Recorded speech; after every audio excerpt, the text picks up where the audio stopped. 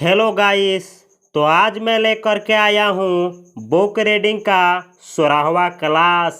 आज की क्लास में आप लोग सीखेंगे कि कैसे एक रेलवे स्टेशन पे काम करने वाले कुली उनको बोला जाता है जो रेलवे स्टेशन पे किसी का सामान को रेलों तक पहुंचाते हैं या रेल से उतरवा करके किसी स्थान तक पहुंचाते हैं, यानी जो सामान ढोने में मदद करते हैं रेलवे स्टेशन पे, उनको कुली बोला जाता है।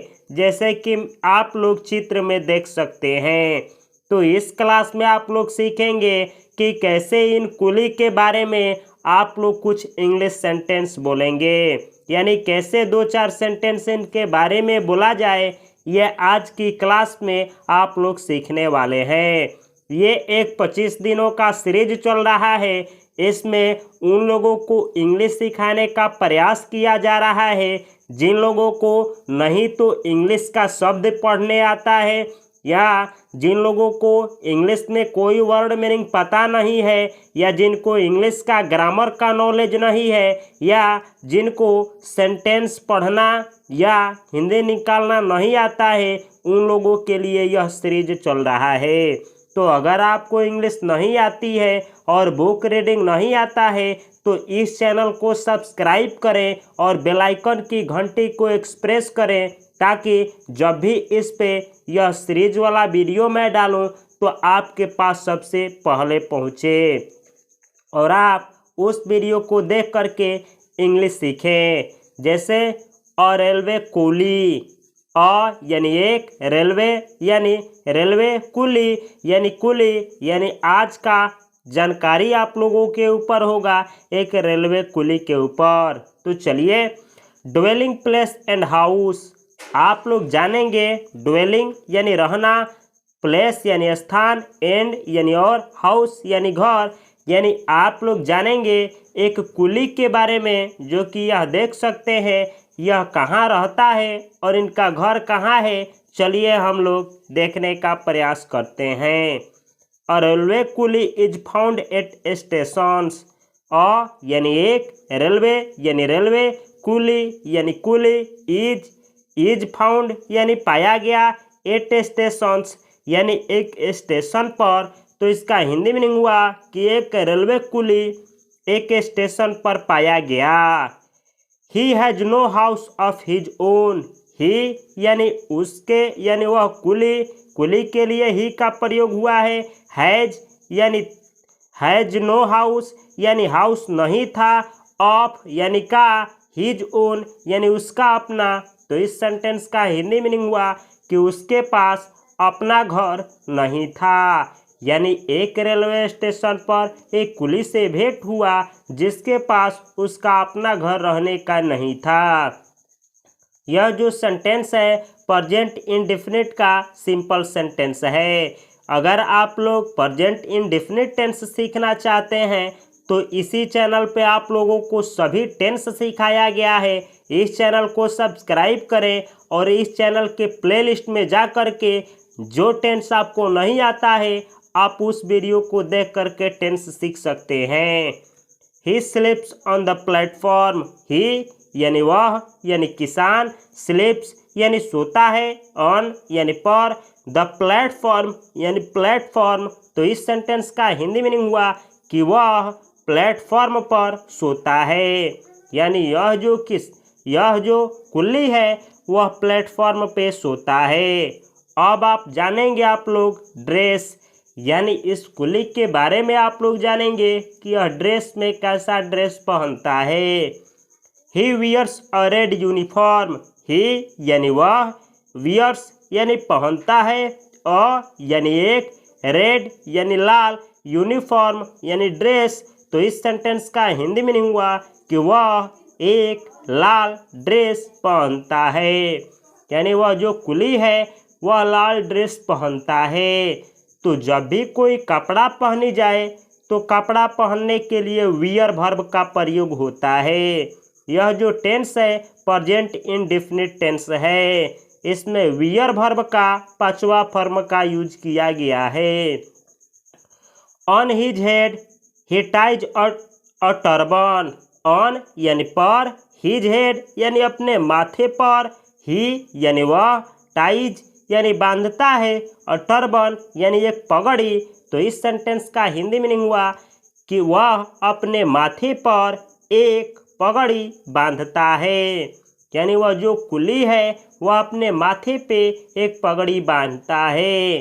तो यह जो सेंटेंस है प्रेजेंट इंडेफिनिट टेंस का सिंपल वाला टेंस का सेंटेंस है। तो यहाँ पे टाई वर्ब का पांचवा फॉर्म का यूज किया गया है। अगला सेंटेंस है on one of his arms there is a brass plate it shows his number. On यानी पर, वन ऑफ हिज आर्म्स यानी उसके एक बाह पर, देयर इज यानी है, अ ब्रास यानी एक पीतल का, प्लेट यानी प्लेट, इट यानी यह, शोज यानी दिखाता है, हिज नंबर यानी उसका नंबर। तो इस सेंटेंस का हिंदी मीनिंग हुआ कि उसके एक बाह पर एक प्लेट है पीतल का जो कि उसके नंबर को दिखाता है। यानी यह जो कुली है इनके एक बाह पे पीतल का यहाँ पे प्लेट है जिस पे नंबर लिखा है, जिससे पता चलता है कि यह कुली संख्या कितने हैं। यानी जो रेलवे कर्मचारी होते हैं उनके ये अंडर में काम करते हैं, यहाँ इनके ऊपर नंबर चिपकाया जाता है जिससे पता चल जाए कि पूरे का पूरे कुली जो है वो सेफ है कि नहीं है। अब आप लोग जानेंगे फूड यानी ये जो कुली है ये क्या खाते हैं। His food is simple, his यानी उनका, फूड यानी भोजन, इज यानी है, सिंपल यानी सादा। तो इस सेंटेंस का हिंदी मीनिंग हुआ कि उनका भोजन सादा है, यानी जो कुली भोजन करते हैं वो सादा भोजन करते हैं। He eats bread, rice and dal, sometimes he takes vegetables also. He यानी कुली, ईट्स यानी खाते हैं, ब्रेड यानी रोटी, राइस यानी चावल, एंड यानी और, दाल यानी दाल, समटाइम्स यानी कभी कभार, ही यानी वह, टेक्स वेजिटेबल्स यानी वेजिटेबल खाते हैं। कभी कभी ईट वर्ब के जगह पे टेक वर्ब का भी यूज होता है। तो यहाँ पे अगर आप यहाँ पे टेक्स वर्ब को हटा करके इट्स वर्ब लगाते हैं तभी भी सेंटेंस सही है। अगर आप यहाँ पे इट्स हटा करके टेक्स हटाते हैं तभी भी सही है। यानी टेक वर्ब का यूज खाने का भी अर्थ में किया जाता है। तो इस सेंटेंस का हिंदी मीनिंग हुआ कि उनका भोजन सादा है, वह रोटी, चावल, दाल और कभी कभी साग सब्जी खाते हैं। वेजिटेबल्स का हिंदी मीनिंग होता है साग सब्जी। यानी यह जो कुली है कभी कभी ब्रेड, रोटी, दाल तो खाते ही हैं लेकिन कभी कभी साग सब्जी खाते हैं। अब आप लोग जानेंगे चौथा नंबर पे वर्क यानी ये काम कैसे करते हैं। ही वर्क्स वेरी हार्ड, ही यानी वह, वर्क्स यानी काम करते हैं, वेरी हार्ड यानी बहुत कठिन। तो इसका हिंदी मीनिंग हुआ कि वह बहुत कड़ी परिश्रम करते हैं। यानी यह जो कुली होते हैं वह बहुत कठिन परिश्रम करते हैं। He carries luggage of the passengers, he यानी वह, यानी कुली के लिए ही का प्रयोग किया गया है तो आप बोल सकते हैं कुली, कैरीज यानी ढोते हैं, लगेज यानी सामान, ऑफ यानी का, द पैसेंजर्स यानी पैसेंजरों का, पैसेंजर उनको बोला जाता है जो रेल में सफ़र करते हैं, यानी पैसेंजर्स यानी यात्री। तो इसमें एस लगा है यानी बहुत सारे यात्रियों की बात की गई है। तो इस सेंटेंस का हिंदी मीनिंग हुआ कि जो कुली होते हैं वह कठिन परिश्रम करते हैं, वह पैसेंजरों का यानी यात्रियों का सामान कैरी करते हैं यानी ढोते हैं। ये कैरी वर्ब का पांचवा फॉर्म का यूज किया गया है क्योंकि यह जो टेंस है प्रेजेंट इंडेफिनिट टेंस है। तो अगर आप लोगों को टेंस नहीं आती है तो इस वीडियो के बाद इसी चैनल के प्लेलिस्ट में जा कर के अपने अकॉर्डिंग टेंस देख सकते हैं। In this way he helps them in this way यानी इस तरीके से, ही यानी वह यानी कुली, हेल्प्स यानी मदद करते हैं, देम यानी उन्हें यानी यात्रियों को। तो इस सेंटेंस का हिंदी मीनिंग हुआ कि इस तरीके से जो कुली होते हैं वह यात्रियों की मदद करते हैं। तो यह जो सेंटेंस है प्रेजेंट इंडेफिनिट टेंस का सेंटेंस है। आगे दिया गया है विदाउट हिज हेल्प, बिना उनकी मदद के it would be difficult to carry heavy luggage. Without his help यानी बिना उनकी मदद की, यानी बिना कुलियों की मदद की, इट वुड बी यानी हो जाएगा, डिफिकल्ट यानी कठिन, टू कैरी यानी ढोना, हेवी लगेज यानी भारी सामान। तो इस सेंटेंस का हिंदी मीनिंग हुआ कि रेलवे स्टेशन पे विदाउट कुलियों की भारी सामान को ढोना बहुत कठिन हो जाएगा।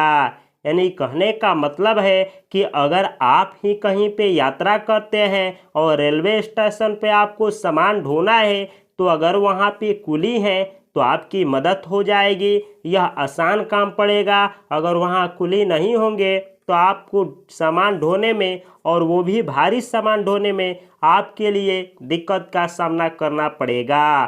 तो यह रहा दोस्तों आज की क्लास। चलिए 1 मिनट में पढ़ कर के समाप्त करते हैं कि कैसे आप लोग इंग्लिश पढ़ने का प्रयास करेंगे।